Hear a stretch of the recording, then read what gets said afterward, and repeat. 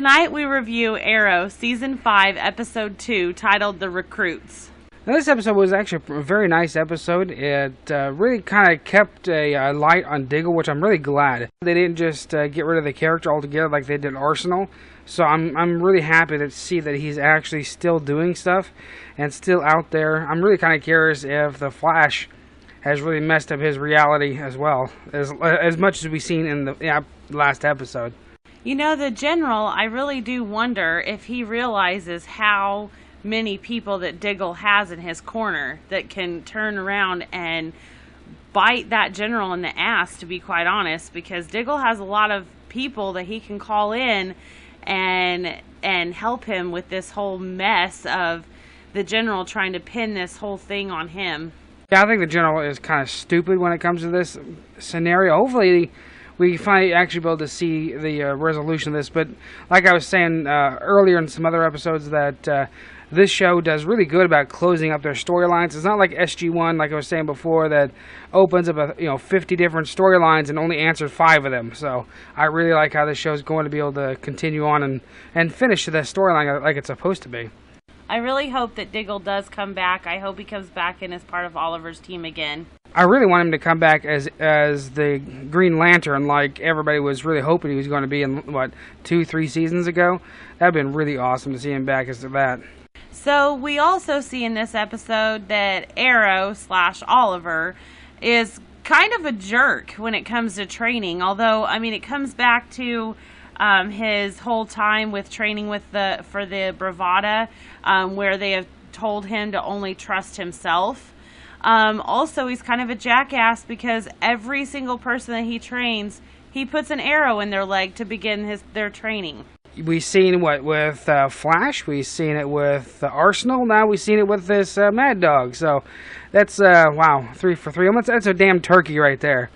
In this episode, we also see, so Oliver as the mayor is really trying to help the community come together because some hospitals were closing. So he teamed up with Ameritech, which is a hospital supplier, and we see that the CEO is teaming up with Church, who is also a bad guy, to get money because they're in bankruptcy. I was really shocked that the Ameritech lady did team up with Church. I guess it was a good payday for them, but I don't know. I was shocked.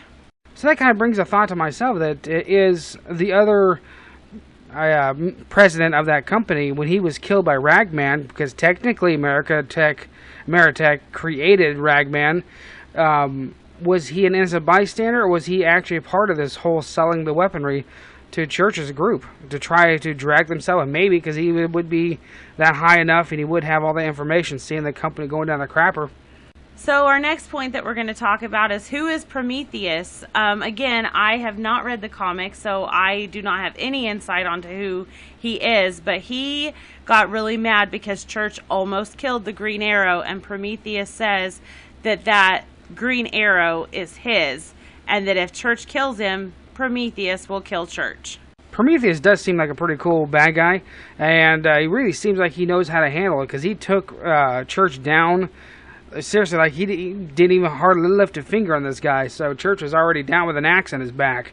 So that was pretty freaking awesome. So it really shows that he's probably been trained by the League of Assassins or some sort of other group like that. There's a lot of them out there, especially in the DC universe. So my final thoughts on this episode, I'm really glad that the recruits came back at the end and are going to help the Green Arrow. And I'm really glad that the Green Arrow now revealed himself as Oliver, so that way the trust can be built and they can actually trust each other, because that's a really big thing.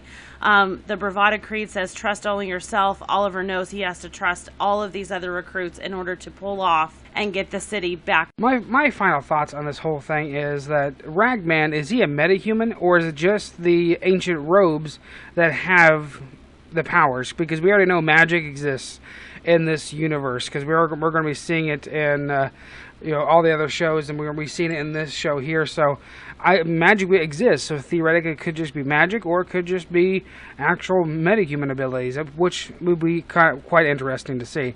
But if you guys like this, hit the like button, hit the subscribe button, leave your comments. We definitely read them, and we will catch you guys next time.